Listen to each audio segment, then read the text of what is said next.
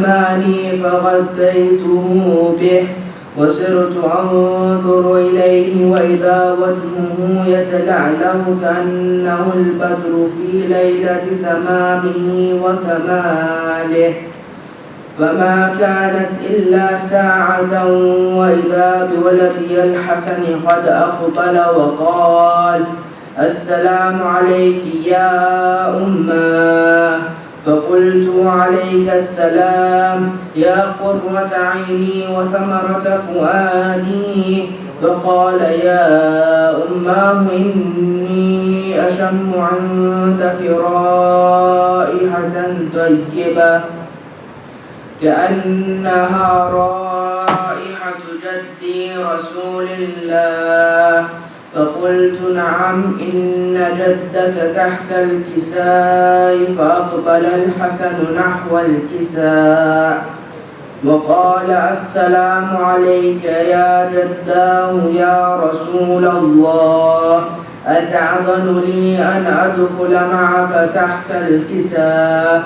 فقال: وعليك السلام يا ولدي ويا صاحب حوضي، قد أذنت لك.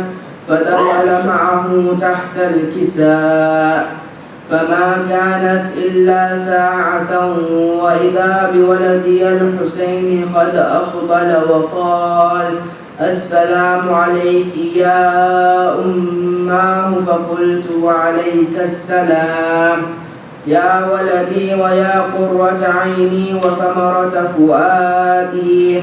فقال لي: يا أماه إني أشم عندك رائحة طيبة كأنها رائحة جدي رسول الله صلى الله عليه وآله. فقلت: نعم إن جدك وأخاك تحت الكساء. فدنا الحسين نحو الكساء وقال: السلام عليك يا جداه، والسلام عليك يا من اختاره الله، أتعظن لي أن أكون معكما تحت الكساء؟ فقال: وعليك السلام يا ولدي ويا شافع أمتي، قد أذنت لك. فدخل معهما تحت الكساء. فأقبل عند ذلك أبو الحسن علي بن أبي طالب وقال: السلام عليك يا بنت رسول الله. فقلت: وعليك السلام يا أبا الحسن ويا أمير المؤمنين. فقال: يا فاطمة إني أشم عندك رائحة طيبة كأنها رائحة أخي وابن عمي رسول الله. فقلت: نعم ها هو مع ولديك تحت الكساء. فأقبل علي نحو الكساء وقال: السلام عليك يا رسول الله، أتعظن لي أن أكون معكم تحت الكساء؟ فقال له: وعليك السلام يا أخي ويا وصيي وخليفتي وصاحب لوائي، قد أذنت لك. فدخل علي تحت الكساء، ثم أتيت نحو الكساء وقلت: السلام عليك يا أبتاه يا رسول الله، أتعظن لي أن أكون معكم تحت الكساء؟ قال: وعليك السلام يا بنتي ويا بضعتي، قد أذنت لك. فدخلت تحت الكساء، فلما اكتملنا جميعا تحت الكساء أخذ بي رسول الله بطرفي الكساء وأومى بيده اليمنى إلى السماء وقال: اللهم إن هؤلاء أهل بيتي وخاصتي وحامتي، لحمهم لحمي ودمهم دمي يؤلمني ما يؤلمهم ويحزنني ما يحزنهم أنا حرب لمن حاربهم وسلم لمن سالمهم وعدو لمن عاداهم ومحب لمن أحبهم إنهم مني وأنا منهم فاجعل صلواتك وبركاتك ورحمتك وغفرانك ورضوانك علي وعليهم وأذهب عنهم الرجس وطهرهم تطهيرا.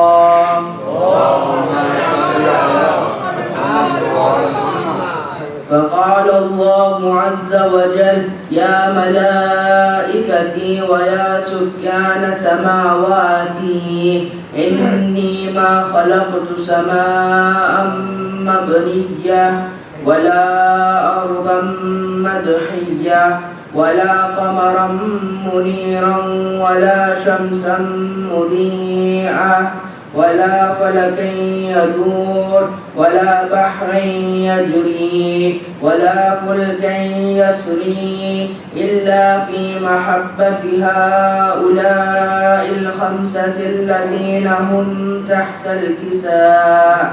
فقال الأمين جبرائيل يا رب ومن تحت الكساء؟ فقال عز وجل هم أهل بيت النبوة ومعدن الرسالة هم فاطمة وأبوها وبعلها وبنوها. اللهم صل على محمد وآل محمد. فقال جبرائيل يا رب أتعذن لي أن أحبط إلى الأرض ليكون معهم سادسا؟ فقال الله نعم قد أذنت لك. فحبت الأمين جبرائيل وقال السلام عليك يا رسول الله. العلي الأعلى يقرئك السلام ويخصك بالتحية والإكرام ويقول لك وعزتي وجلالي إني ما خلقت سماء مبنية ولا أرضا مدحية ولا قمرا منيرا ولا شمسا مضيئة ولا فلكا يدور ولا بحرا يجري ولا فلكا يسري إلا لأجلكم ومحبتكم وقد أذن لي أن أدخل معكم فهل تأذن لي يا رسول الله؟ فقال رسول الله وعليك السلام يا أمين وحي الله إنه نعم قد أذنت لك. فدخل جبرائيل معنا تحت الكساء فقال لأبي إن الله قد أوحى إليكم يقول إنما يريد الله ليذهب عنكم الرجس أهل البيت ويطهركم تطهيرا.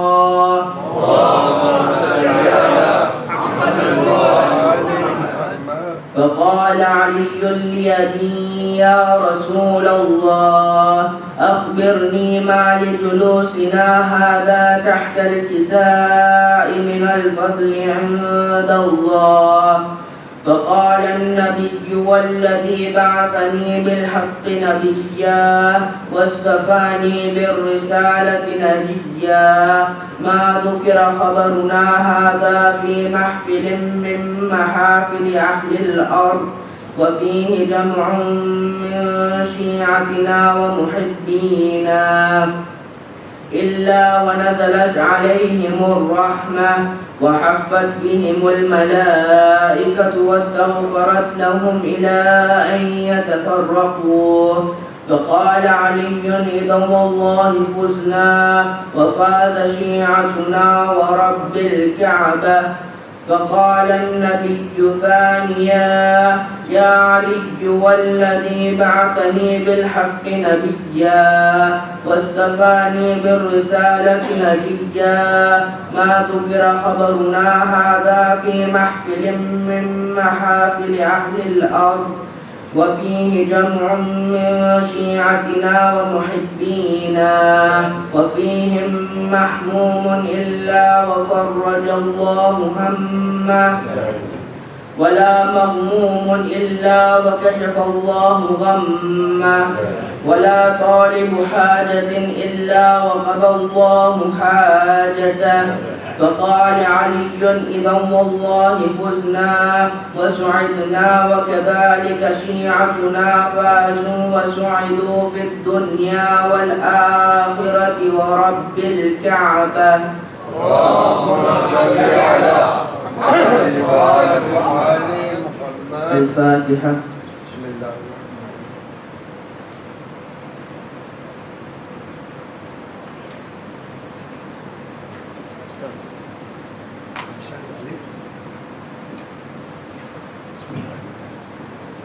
محمد وآل محمد صلوات. اللهم صل على محمد وآل محمد. مؤذن فلك.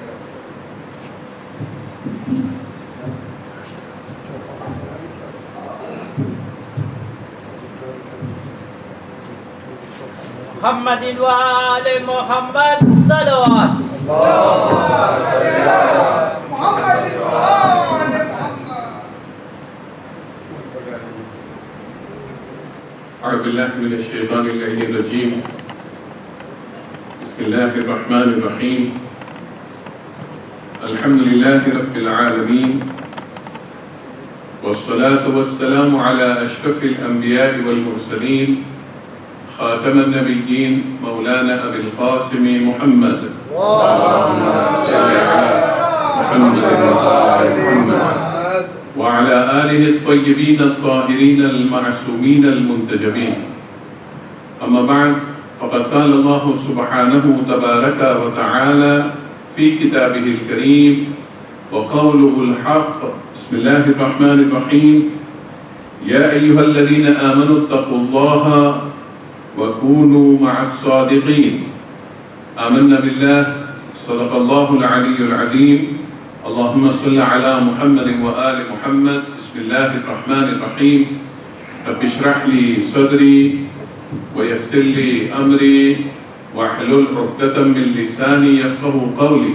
إن الله وملائكته يصلون على النبي يا أيها الذين آمنوا صلوا عليه وسلموا تسليما. اللهم صل على محمد وآل محمد. My elders, my brothers, my mothers and my sisters, Assalamu alaikum jami'an wa rahmatullahi wa barakatuh. We begin, first of all, just for our satisfaction, the moon across East Africa has not been sighted, and we have not reached a stage where we can declare tonight to be the first night, so it's still going to remain the 30th night of Jamad al-Akhir. I found it important because we have the platform here, and since it's going to be transmitted to our families at home, so many messages do come. Please keep in mind it is still the 30th. We're still waiting for any news that will come in from any parts, the interior of East Africa. If we are going to receive any news, inshallah, we shall share with you. But so far, the status quo is it is the 30th night of Jamad al-Akhir. Sallu ala Muhammad wa ali Muhammad.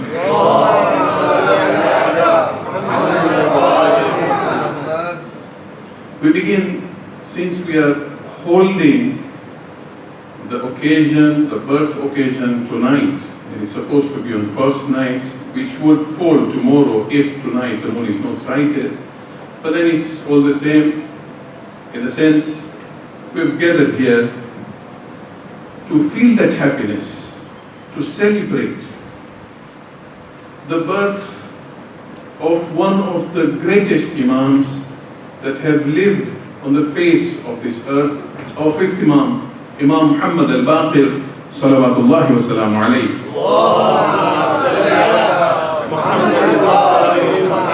Let us first express our heartiest felicitations and express it to the Imam of our time, on the birthday of his grandfather, the Imam of our time, Imam, Sahib al-Zaman, Ajjalallahu Farajab Sharif.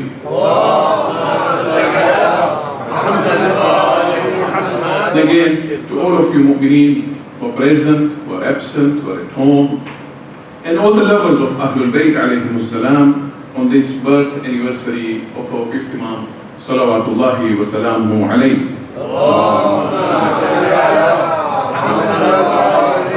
Before we talk on the fifth Imam, I find it important in these few minutes as a prelude to our lecture, let us dwell a few minutes and see the importance of this beautiful month that is coming, the month of Rajab. Just reminders for us, this month, remember, is a spiritual fulfilling month. Don't let it pass by. Let it not be like a January or a February or a December. It's the month of Rajab. Rajab al-Murajjab, Rajab al-Asar, where the mercy of Allah subhanahu wa ta'ala, the blessings of Allah subhanahu wa ta'ala is showered as if there is a waterfall coming from the sky. To that extent, Imams of Ahlul Bayt alayhimus salam have expressed what importance this month holds. This is the start, we call it the season of worship, where we go through the blessed months of Rajab, Sha'ban, and culminating into that beautiful month of Allah, the holy month of Ramadan, where we shall have, inshallah, the blessed nights of Laylatul Qadr. But it starts from this month of Rajab. Brothers and sisters, mu'mineen, this month of Rajab really is a boon, is a bonus to us. We are alive, we're kicking, we're eating, we're moving, thank Allah subhanahu wa ta'ala. We're getting this opportunity to really celebrate, to really partake in the blessings of Rajab. This is a huge, huge bonus from Allah subhanahu wa ta'ala. Several hadiths from the Holy Prophet Muhammad Mustafa sallallahu alayhi wa sallam, and the Imam Masumin alayhimus salam ajma'een, all of them have expressed here and there on the importance of Rajab and have told us the activities. Not only that we respect that month, no, what activities to do. In the few minutes, I would like to share with you what is best we can do in this month. Number one, and just briefly, number one, let us try to fast the whole of this month. Stop. Our Bora brothers, they do it for 10 years, 20 years. Ask them. I'm sure you may be having neighbors here and there, friends here and there. They do it for years and years. And they're proud to fast the whole month. We can do it also. We had a few individuals in our community, I don't know if they are there, and if they are there, may Allah give them tawfiqat and give them the long life to continue doing it. Some fast for Rajab, Sha'ban and the holy month of Ramadan. Why we can't? Okay, we can't do that 3 months, at least fast the month of Rajab. Even if you can't fast the month of Rajab, Ma'asumin alayhi salam said, fast a few days of the month of Rajab. Do you know one thing? The greatest and the quickest way to cool the wrath of Allah, the anger of Allah, is fasting. And fasting this month of Rajab. We're all sinful people. I know myself. Maybe you're not as sinful as I am. But we have this month to cleanse our sins. Fasting is one of the quickest ways to get Allah subhanahu wa ta'ala's blessings and mercy this month. Number two, there are so many zikr. I'll just mention 3.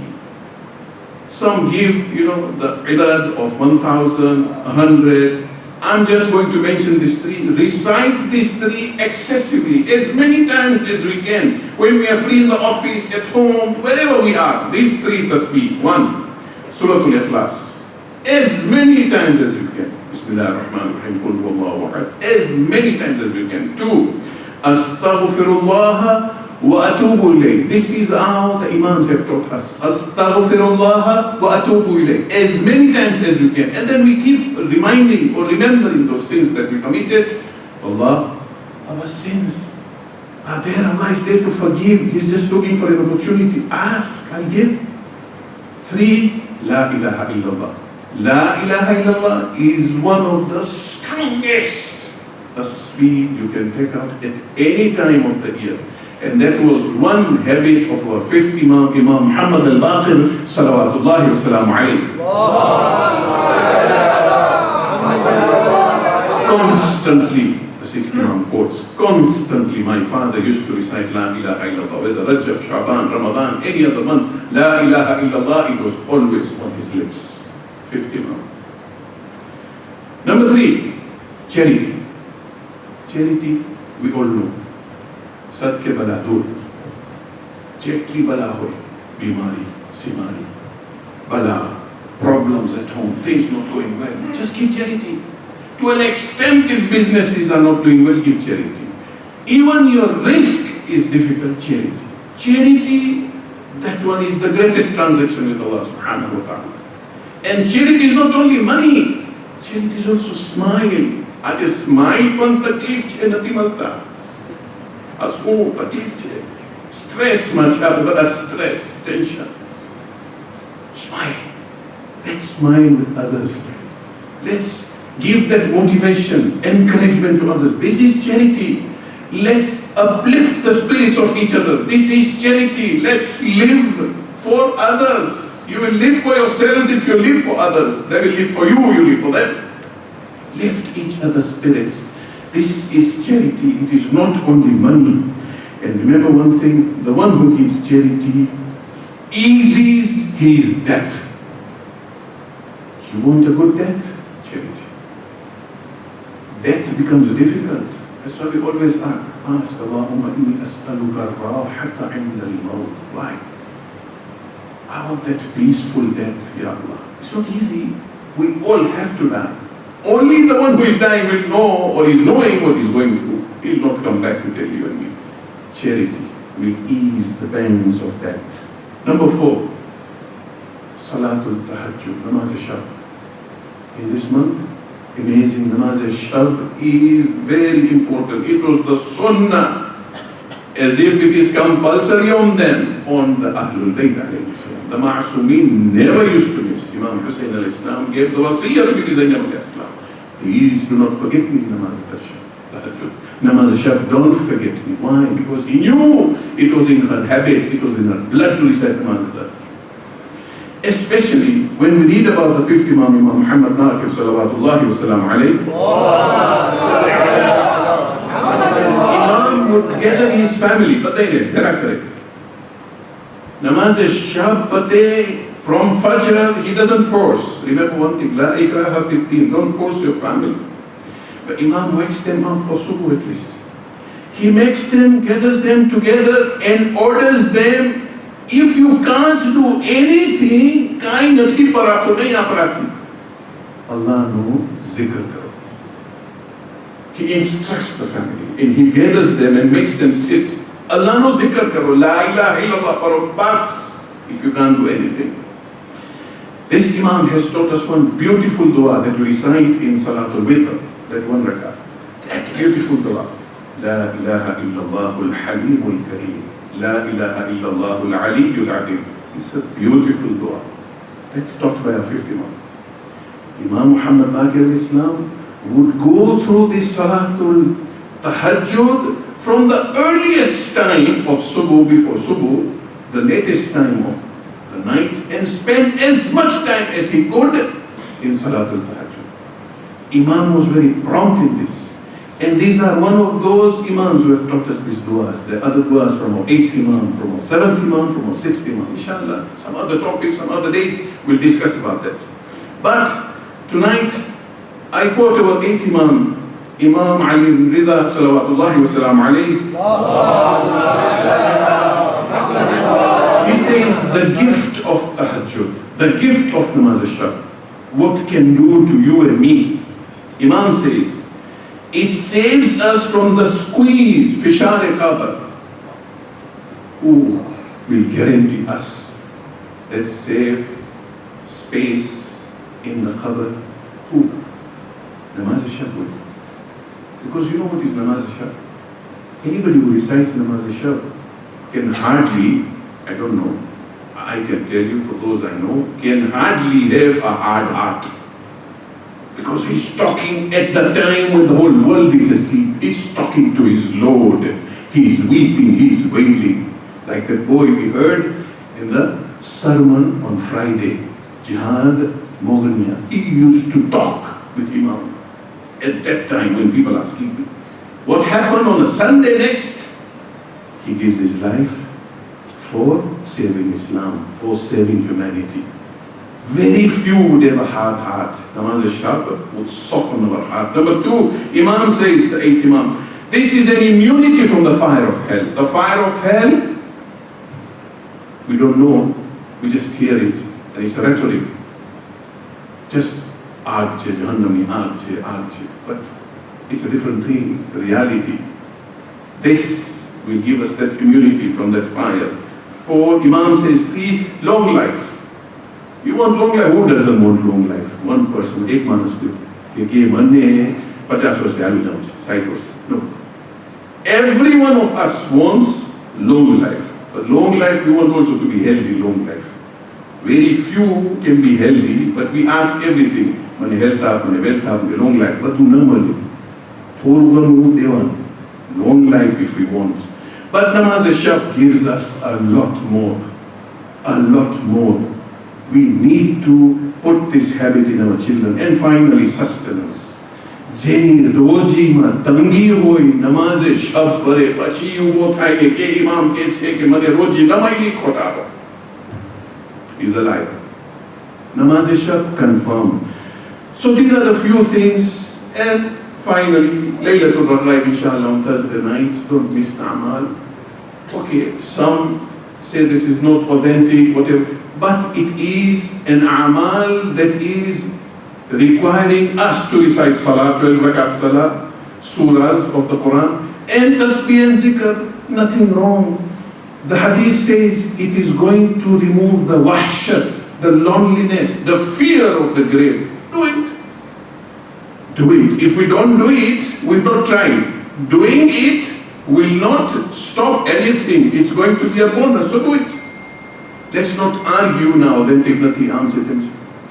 Do it with the niyat of qurbah, and inshallah Allah subhanahu wa ta'ala will definitely reward us. Finally, Sila Raham, we can talk about this some other time. Sila Raham is the most important of all this. We do all this, we don't do Sila Raham, it's a waste of time. So these are the few things of the month of Rajab. Keep that in mind. Sallu ala Muhammad wa ala Muhammad. Truly we are blessed and fortunate to celebrate the birth of this fifth holy Imam. He was the only Imam whose grandparents from both sides, the maternal and the paternal, were Imams. His paternal grandfather was Abu Abdullah Hussain al-Islam. His maternal grandfather was Imam Hassan al-Mustafa al-Islam. Sayyid Shababi Ahl al-Jannah are the grandparents of Imam Muhammad Baqir al-Islam. And these two Sayyid Shababi Ahl al-Jannah come from where? From Bibi Fatima Zahra alayhi salam and Mulay Muttaqiyan Ali ibn Abi Talib salawatullahi wa salamu alayhi. The only Imam who was blessed with this kind of a lineage is the fifth Imam. Pure lineage on this side, pure lineage on that side. This Imam, his period of Imamat was 20 years. And he spent, before these 20 years, 4 years under Abu Abdullah Hussain al-Islam, his grandfather, and 34 years under our fourth Imam, Imam Zainul Abidin, salawatullahi wa salamu alayhi. Salat ko gani persuaded and Imam na naam bada wo aave se padna. There is no choice. Imam na naam aave એટલે salawat padwani. Sallu ala Muhammad wa ali Muhammad. Imam was a genius. When you read his history, Allah Akbar, genius. He was a person who split, dissected knowledge, split and dissected knowledge. I'll give you an example. How do you say split knowledge? For example, I give an apple. Apple is red color. So for knowledge, we've known apple is red. And if you have never seen an apple and I give you an apple, you will see apple is red, this is the shape, this is how it looks, this is the texture. We have not gone inside. Imam, before anybody has seen inside, Imam will tell him inside that apple what is the color. He'll split it and will tell him how many seeds are inside and what kind of seeds are these that will germinate, some will not germinate. Imam has that knowledge right to the depth of knowledge itself. This is the fifth Imam. Right to the depth of the knowledge itself. This was foretold by Holy Prophet Muhammad Mustafa sallallahu alayhi wa sallam. And the Holy Prophet had conveyed this to Jabir ibn Abdullah al-Ansari. You heard just now, Hadith Eksa. Who narrated this? It was not Bibi Fatima Zahra alayhi salam. She told Jabir. Jabir is the one who has taught us this Hadith Eksa. Very reliable Sahabi of the Holy Prophet. He was given this prophecy that you're going to meet the fifth Imam, whose name will be Baqir. Baqir al-Ulum, the one who will split knowledge into the smallest of fragments. This was the fifth Imam. During the time of the fourth Imam, there was a lot of constraint from Yazid after the event of Karbala. Imam could not do much apart from two main things he did. Of course, he taught whatever number of students he could, but two main books he left with us was Sahifat Sajjadiyya, Du'as, and the second was Treatise of Rights. Why Treatise of Rights? Because Imam wanted the people to understand the culture, lifestyle, change their lifestyle, and the only way to change lifestyles is to teach people the rights of others. Imam Zainul Abidin al-Islam put a lot of importance to this Treatise of Rights. Dua Imam taught us so that we become softer, we become connected to Allah subhanahu wa ta'ala. And so many of his du'as, he put salawat of the Prophet and Ahlul Bayt. Why? For the people to know where was Yazid, what was Karbala, and who are the Ahlul Bayt. That was the fourth Imam. More than this, he could not do. But he had sowed the seeds of education, the fourth Imam.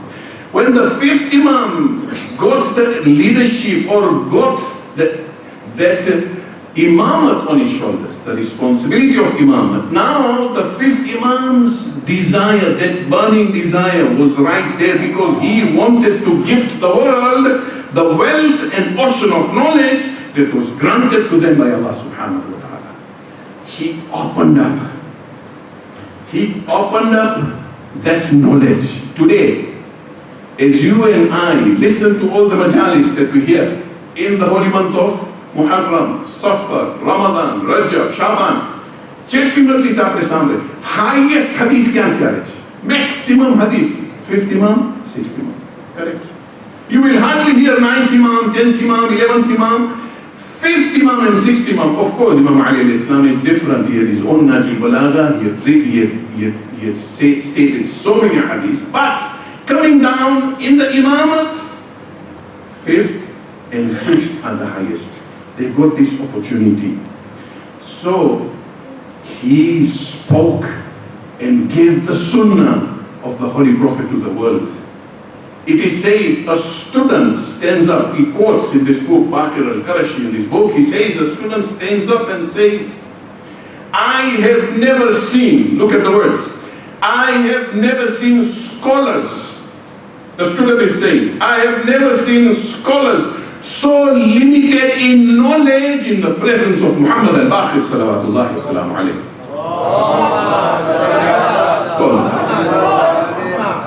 The Sufis came, Mu'tazilis came, even the Kharijis came, the one who killed Imam Ali al-Islam, even they came to Imam Muhammad al-Baqir to learn about the sciences. Imam never was miser, never stingy in knowledge. He gave knowledge whoever came. You're a killer of my father, killer of my grandfather. Even I will give you my knowledge, no problem. Knowledge is for everyone, take it. There's one beautiful statement from one of his contemporary and his student, Muhammad bin Talha Shafi. He says about Imam, beautiful. He says Imam Muhammad al-Baqir was the one who cut through knowledge, collected it, those pieces, those fragments, and then disseminated to the public for them to understand. They will not understand. Imam cut it into small pieces now for them to appreciate and understand what this big thing is all about. Imam would do that, and then he would disseminate, he would give it to the public. He raised knowledge, this student is saying, he raised knowledge to many degrees and outwitted knowledge with the gems of his thought. This is Imam. Even knowledge he outwitted with the gems of his thought. And then he said, his heart was serene, never proud. Serene, satisfied, contented. His good deeds were ever growing. Whenever you see him today, you see him tomorrow, you just see good deeds. And then he says, his soul was chaste, his morals were noble. Preoccupied always was Imam with the obedience of Allah subhanahu wa ta'ala. And then he finally says, and look at these words, these are gems, the way he describes Imam. He says, virtues hasten to him, go towards him, and good qualities were honored by him. He honored good qualities. He was not somebody of good quality. Good qualities got that honor because of being attached and associated with Imam Muhammad al-Baqir salawatullahi wa salamu alayhi.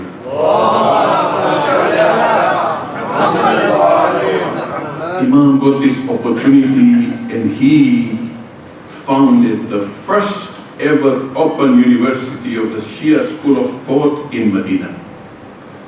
Why did he get this opportunity? We know the rulers were busy. Bani Abbas and Bani Umayyah were busy. Islam by the time of the fifth Imam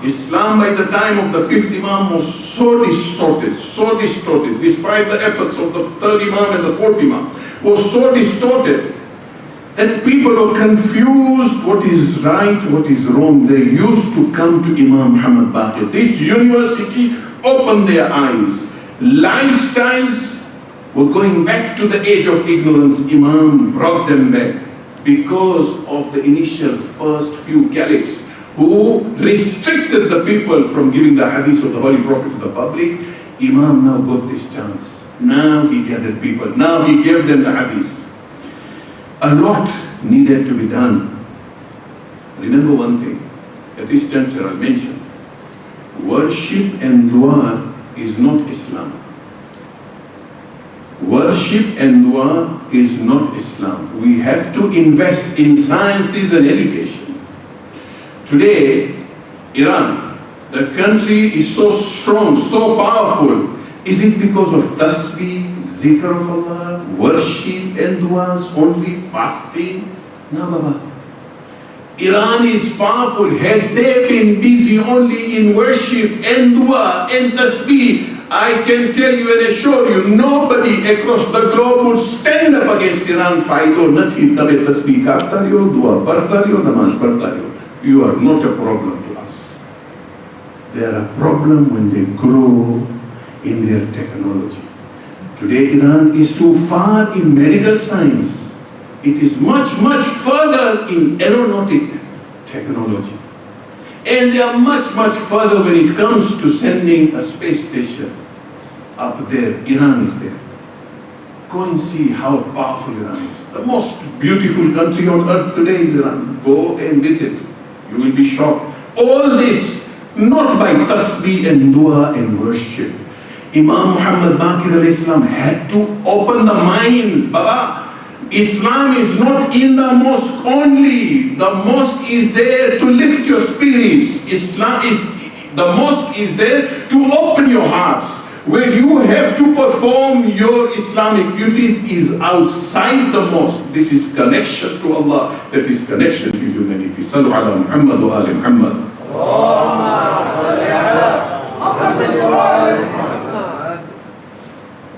again, when we come to how he lived, it was not only this education, these sciences that he gave.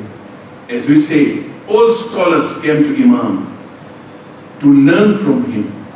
Despite Imam being so high in his knowledge, he was giving this knowledge to everybody who came. Despite having the best university there, Imam never moved around proudly. The sixth Imam says, whenever I walked with my father, he was always talking to Allah subhanahu wa ta'ala. Sixth Imam said, whenever he ate, on his lips was remembering Allah subhanahu wa ta'ala. As we mentioned before in our lecture today, his constant recitation of La ilaha illallah was ever there on his lips. This is what the sixth Imam says.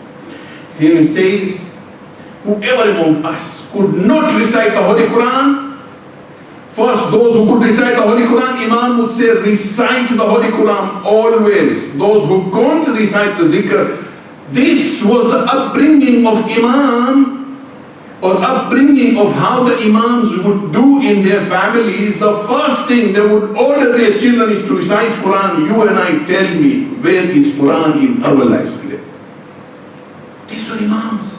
They knew the importance of the Holy Quran.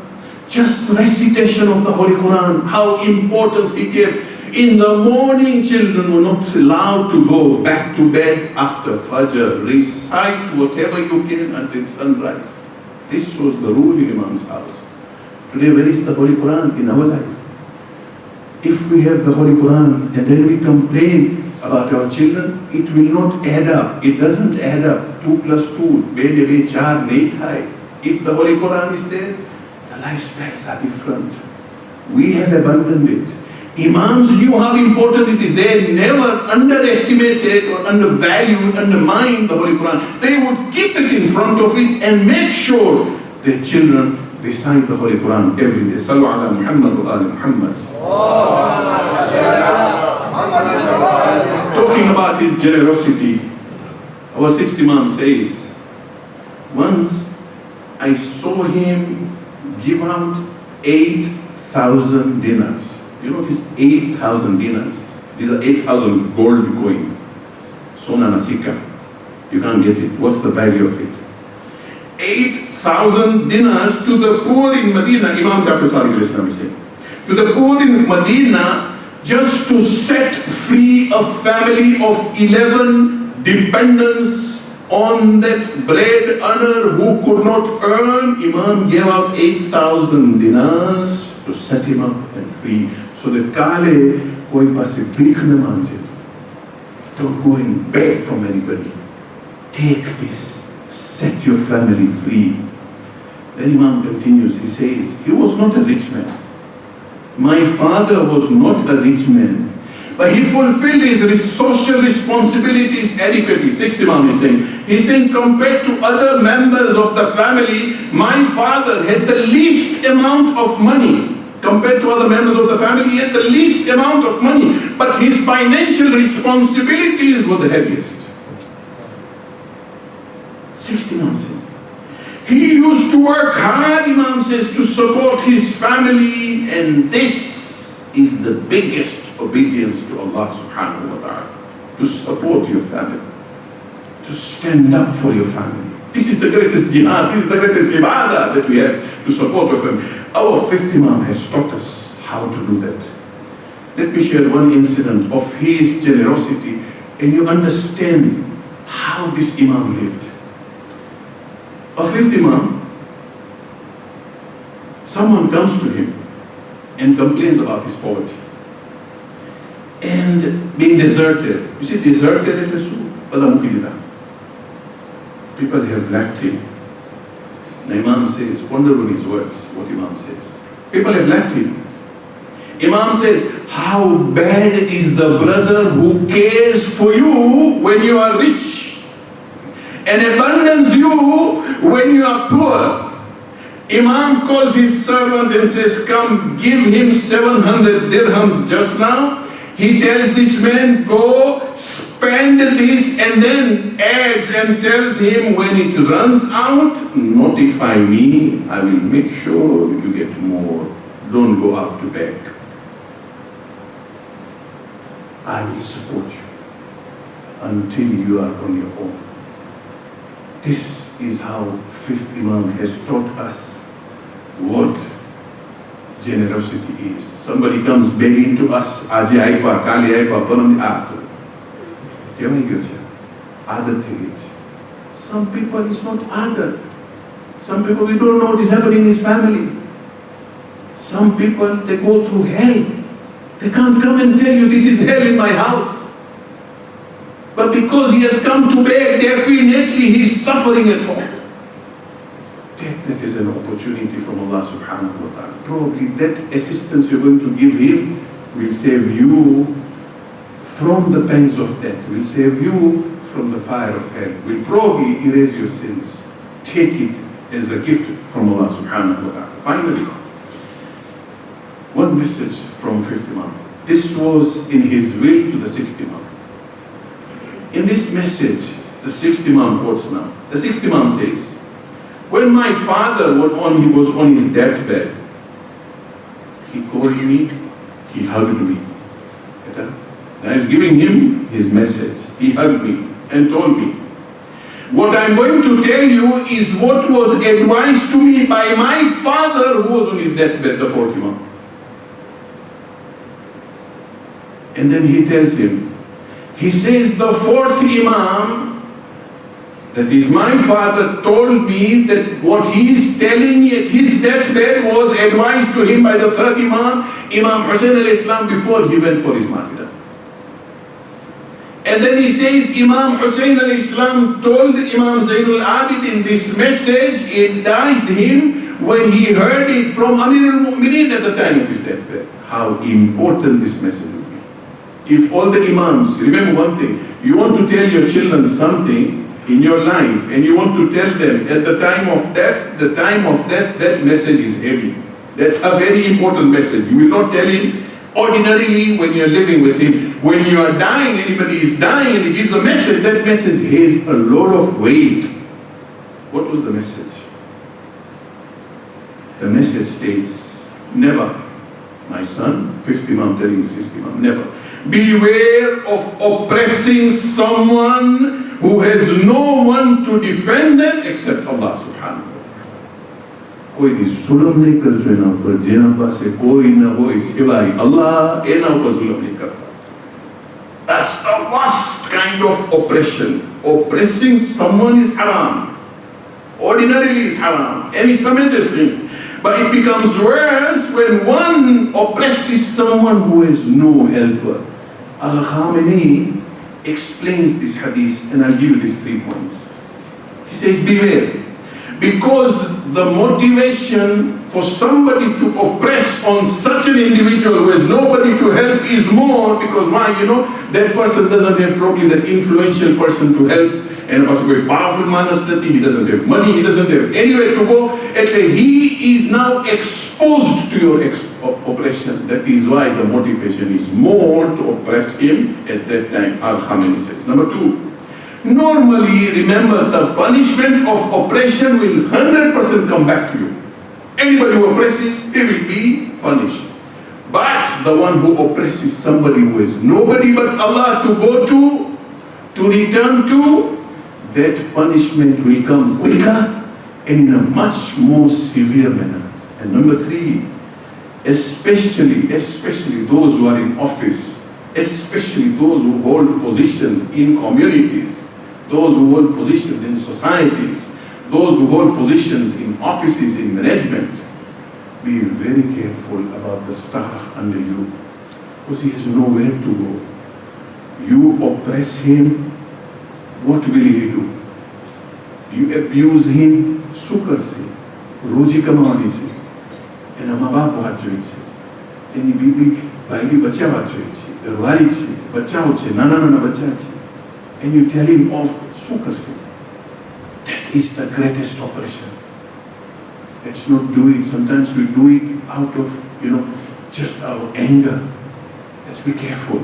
This is the greatest message that the fifth Imam has left us.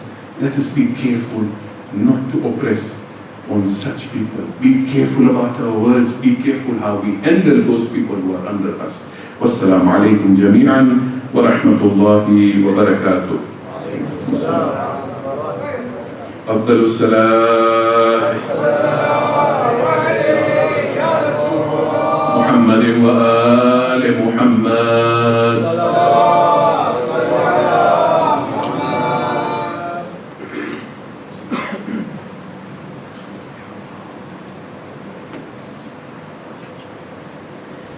يا نبي سلام عليكم، يا علي سلام عليكم، حسنين وفاطمة صلوات الله عليكم. يا نبي سلام عليكم، يا علي سلام عليكم، حسنين وفاطمة صلوات الله عليكم. يا محمد नाम प्यारा, अर्श पे हक ने पुकारा, सच बयान बर है हमारा, सलावतुल्लाह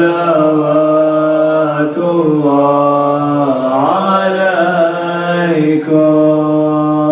या नबी सलाम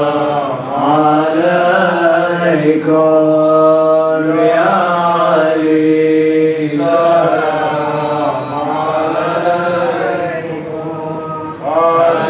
हसनैन फातिमा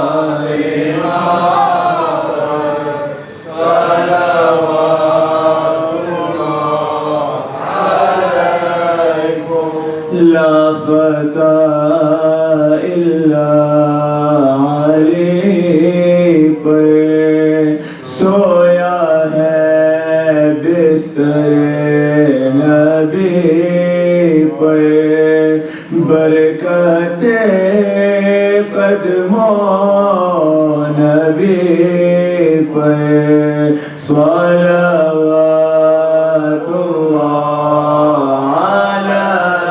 अलैकुम। या नबी सलाम अलैकुम, या अली सलाम अलैकुम, हसनैन फातिमा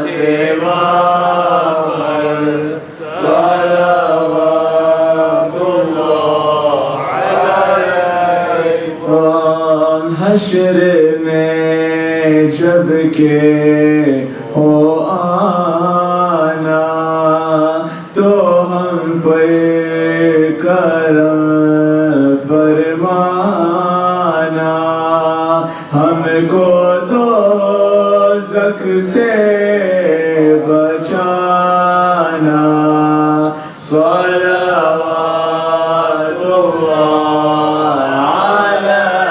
अलैकुम।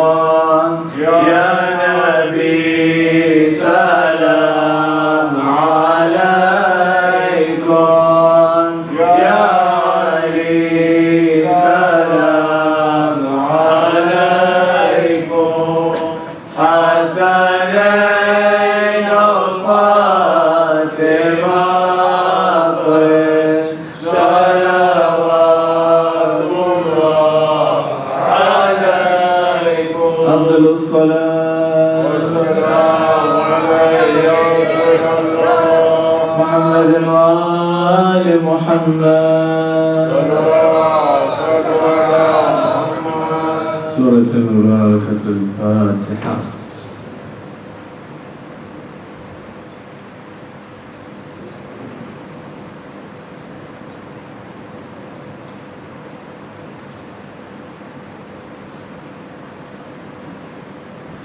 إلهي ببیمار داشته بلا جو بیمار ہو جلد پاوے شفا الہی برائے امام زمان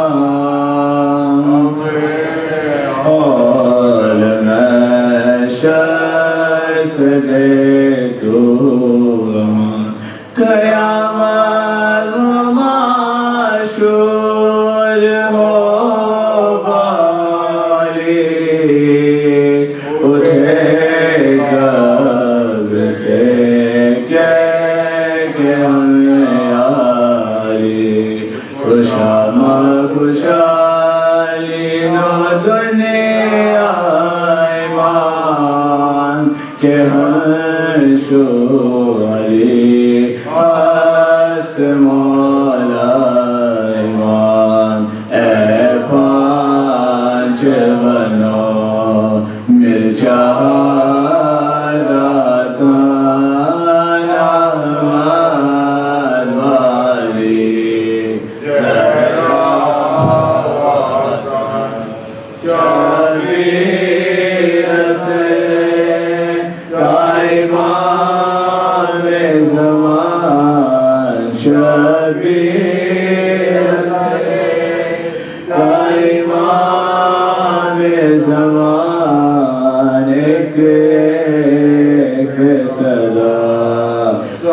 صلوات پڑھو صلوات صلوات کے ہوس بے نثار گوہر جو نبی بلند صفات ہوئے صلوات صلوات و سلام یا امام زمان فرما حضور یا امام زمان صلوات. السلام عليك يا رسول الله، السلام عليك يا أمير المؤمنين، السلام عليك يا فاطمة الزهراء سيدتي نساء العالمين، السلام عليك يا حسن المجتبى، السلام عليك يا أبا عبد الله الحسين وعلى علي بن الحسين وعلى أولاد الحسين وعلى أصحاب الحسين، السلام عليك يا تسعة المعصومين من ذرية الحسين، علي بن الحسين ومحمد بن علي وجعفر بن محمد وموسى بن جعفر وعلي بن موسى ومحمد بن علي وعلي بن محمد والحسن بن علي، السلام عليك يا مولانا يا صاحب الأسر والزمان سيدي الأمان الأمان الأمان، السلام عليك يا خليفة الرحمن، السلام عليك يا شريك القرآن، السلام عليك يا كعبة الإيمان، السلام عليك يا إمامنا وإمام الإنس والجان، عجل الله تعالى فرجك وسهل الله تعالى مخرجك وظهورك ورحمة الله وبركاته. اللهم صل على محمد وآل محمد وأجمل خواجة نار حيدري يا علي. السلام عليكم. مشعلي مبارك حسن مشعلي مبارك إن شاء الله. I will indeed. إن شاء الله I will. إن شاء الله. السلام عليكم. كم مبارك. لو كنت sampai.